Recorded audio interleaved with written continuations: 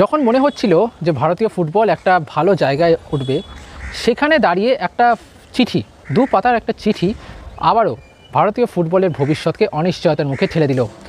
ফিফার পত্রবোমায় কার্যত ব্যতিব্যস্ত সর্বভারতীয় ফুটবল ফেডারেশন, এবং এর জেরে সবথেকে বড় প্রশ্নটা হলো এবার কি হবে। নমস্কার দর্শক বন্ধুরা, বিয়ন্ড স্পোর্টসে আপনাদের সকলকে স্বাগত। আমি সব্যসাচী। এই মুহূর্তে যে বিষয়টা নিয়ে আমরা আলোচনা করব সেটা আজকে সকাল থেকেই ভারতীয় ফুটবল প্রেমীদের মনে বা তাদের স্মরণে কিংবা তাদের সোশ্যাল মিডিয়ায় একেবারে তোলপাড় ফেলে দিয়েছে।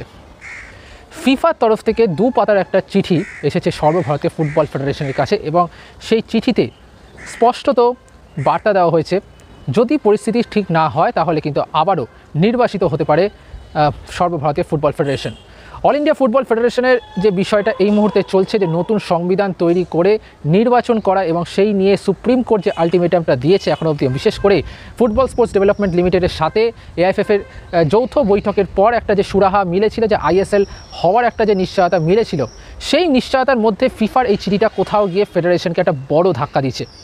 এবং এর জেরেও আরও একটা প্রশ্ন যেটা সব স্বাভাবিকভাবেই উঠে আসছে, যে মোহনবাগান এবং ইস্টবেঙ্গল তারা এই মুহূর্তে এএফসিতে খেলছে। মোহনবাগান যখন এএফসি চ্যাম্পিয়ন্স লিগ 2 খেলছে, তেমনি ইস্টবেঙ্গল কিন্তু খেলছে এএফসি ওমেন্স চ্যাম্পিয়ন্স লিগের প্রিলিমিনারি স্টেজ। এই জায়গায় এখন প্রশ্ন হচ্ছে, তাহলে ফিফার এই চিঠিতে কি কোনো প্রভাব পড়বে মোহনবাগান এবং ইস্টবেঙ্গলের এই এএফসি লড়াইয়ে? আমরা সেসব বিষয় নিয়ে আসবো, সেসব বিষয় নিয়ে আমরা কথা বলবো। দেখুন, প্রথমেই আমরা জানিয়ে দিই যে এআইএফএফ এবং এফএসডিএল তারা কয়েকদিন আগে তারা বৈঠকে বসেছিল, এবং তারা সিদ্ধান্ত নিয়েছে যে একটা মোটামুটি একটা অস্থায়ী চুক্তি তারা তৈরি করে তারা আবারও আইএসএলটা শুরু করবে, এবং সম্ভবত অক্টোবরের দিকে আইএসএল শুরু হওয়ার কথা এমনটাই শোনা যাচ্ছিল। এবং সেই মতো আগামী ডিসেম্বর মাসে যখন তাদের চুক্তি শেষ হচ্ছে এএফএফের সাথে এফএসডিএলের মাস্টার রাইটস এগ্রিমেন্টের যেটা শেষ হচ্ছে, সেটাকে অস্থায়ীভাবে বাড়িয়ে আপাতত মার্চ মাস অবধি করা হবে, এবং সেই মতো ডিসেম্বর থেকে মার্চ মাস অবধি যে 12.5 কোটি টাকা যেটা চুক্তি অনুযায়ী যেটা রয়েছে, সেই 12.5 কোটি টাকা এআইএফএফকে দেবে এফএসডিএল। এই সমস্ত কিছু ঠিক ছিল। এই সমস্ত বিষয় নিয়ে আগামী 28শে আগস্ট সুপ্রিম কোর্টে যেটা পরবর্তী শুনানি, সেখানে এআইএফএফ এবং এফএসডিএল যৌথভাবে তারা জানাবে যে তারা একটা সমঝোতা এসেছে, এবং যাতে দ্রুত এই সংবিধানের বিষয়ে তারা একটা নিশ্চয়তা পায়, একটা ডেট তারা পায়, এবং যাতে সেখানে সেটা নিয়ে একটা শুনানি হয়। কিন্তু এবার ফিফার তরফ থেকে একটা দুপাতার চিঠি সামনে এলো, যেখানে স্পষ্টত লেখা রয়েছে যে যদি সুপ্রিম কোর্টের নির্দেশ মতো সংবিধান না তৈরি হয় এবং নির্বাচন যদি না হয়, তাহলে কিন্তু আবারও নির্বাচনের মুখে পড়বে এআইএফএফ। আপনাদের মনে থাকবে 2022 সালেও কিন্তু একই পরিস্থিতির সম্মুখীন হয়েছিল সর্বভারতীয় ফুটবল ফেডারেশন, যার জেরে এই নির্বাচনকে কাটাতে তারা একটা নতুন কমিটি তৈরি করছে, যে নতুন কমিটির আন্ডারে একটা নির্বাচন হয়েছিল, এবং সেই নির্বাচনে জয়ী হয়ে কিন্তু সর্বভারতীয় ফুটবল ফেডারেশনের প্রেসিডেন্ট পদে এসেছিলেন কল্যাণ চৌবে। এখন এই ভোটটা, এই নির্বাচনটা কল্যাণ চৌবের জন্য কেন একটু চিন্তার বিষয়? তার কারণ হচ্ছে ফেডারেশনের যে সংবিধান, সেই সংবিধান অনুযায়ী কিন্তু যদি কার্যকরী কমিটির কেউ তার টার্ম পূরণ না করতে, মানে 4 বছরের টার্ম যদি তিনি পূরণ করতে না পারেন, তাহলে তিনি কিন্তু প্রেসিডেন্ট পদে দাঁড়াতে পারেন না। এক্ষেত্রে কল্যাণ চৌবে তিনি 2022 সালে ইলেক্ট হয়েছেন, এখন 2025 সালে, অর্থাৎ 3 বছর তিনি তার টার্ম পূরণ করেছেন। এর ফলে এই নিয়ম অনুসারে তিনি কিন্তু ইলেকশনে দাঁড়াতে পারবেন না।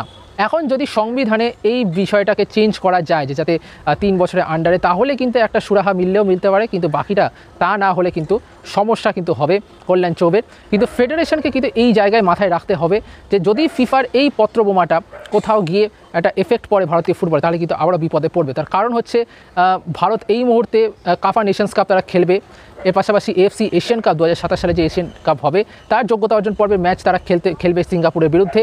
এবং এই সমস্ত টালবাহানার মধ্যে যদি ফিফা ব্যান করে, নির্বাসিত করে এআইএফএফকে, তাহলে কিন্তু একটা বড় সমস্যা তৈরি হবে। ফিফা কিন্তু তাদের আলটিমেটাম জানিয়ে দিয়েছে আগামী 30শে অক্টোবরের মধ্যে এই পুরো বিষয়টা কমপ্লিট করতে হবে, অর্থাৎ নতুন সংবিধান তৈরি করতে হবে। ফিফা এবং এএফসি তারা যে নির্দেশিকা বার করেছে সেই অনুযায়ী এই সংবিধানটা তৈরি করতে হবে, এবং তার পাশাপাশি নির্বাচনটাও কিন্তু দ্রুত সেরে নিতে হবে। 30শে অক্টোবর অবধি টাইম দিয়েছে ফিফা, এবং সেই টাইমের মধ্যে যদি না হয় তাহলে কিন্তু নির্বাচনের মুখে পড়বে এআইএফএফ। এবার প্রশ্নটা হলো, এই যে চিঠিটা এলো, এতে কি কোনো প্রভাব পড়বে মোহনবাগান এবং ইস্টবেঙ্গলের এএফসিতে? উত্তর হলো না, এখনও অবধি কোনো প্রভাব পড়বে না। মোহনবাগান কিন্তু নিশ্চিন্তভাবেই এখনও অবধি আপাতত তারা কিন্তু এএফসিতে খেলতে পারবে। আগামী 16ই সেপ্টেম্বর তাদের ম্যাচ রয়েছে আল আহালের বিরুদ্ধে জৌহাতি ক্রীড়াঙ্গনে, এবং ইস্টবেঙ্গলের মেয়েদের ম্যাচ রয়েছে আগামী 31শে আগস্ট কিচি এফসি বিরুদ্ধে। ম্যাচটাতে ইস্টবেঙ্গল জিতলে তারা প্রিলিমিনারি রাউন্ড থেকে একেবারে গ্রুপ পর্বে তারা সরাসরি যোগ্যতা অর্জন করবে, আর মোহনবাগানের ক্ষেত্রে তারা শুরুই করবে তাদের এএফসি চ্যাম্পিয়ন্স লিগ 2 অভিযান। তো সুতরাং এই সমস্ত জায়গার এই সমস্ত জটিলতা কিন্তু রয়েছে। এখন এই জটিলতার মধ্যেই সবথেকে বড় প্রশ্ন হলো, তা ফেডারেশন কি করবে সেটাই এখন দেখার। আমরা চিন্তিত, সকলেই চিন্তিত, কিন্তু আশা করা যায় আগামী 28শে আগস্ট সুপ্রিম কোর্টের তরফ থেকে একটা অন্ততপক্ষে ভালো একটা শুনানি আমরা আশা করব, যেখানে তারা একটা ডেট দিয়ে দেবে। কারণ এই ফিফার চিঠিটাও কিন্তু আলটিমেটলি সুপ্রিম কোর্টের কাছে পেশ করবে এআইএফএ, এবং তারা জানাবে যে সুপ্রিম কোর্টের কাছে যে ফিফার তরফ থেকে একটা চাপ রয়েছে তাদের ওপর।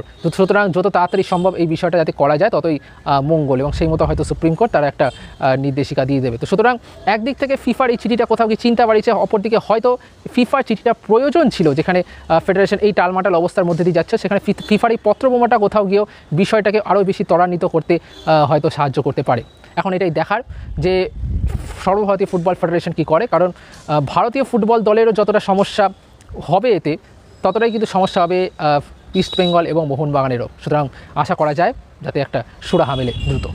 ভিডিওটি ভালো লেগে থাকলে লাইক করবেন, কমেন্ট বক্সে জানাবেন আপনাদের মতামত, আর বিয়ন্ড স্পোর্টসকে অবশ্যই সাবস্ক্রাইব, লাইক, ফলো করবেন।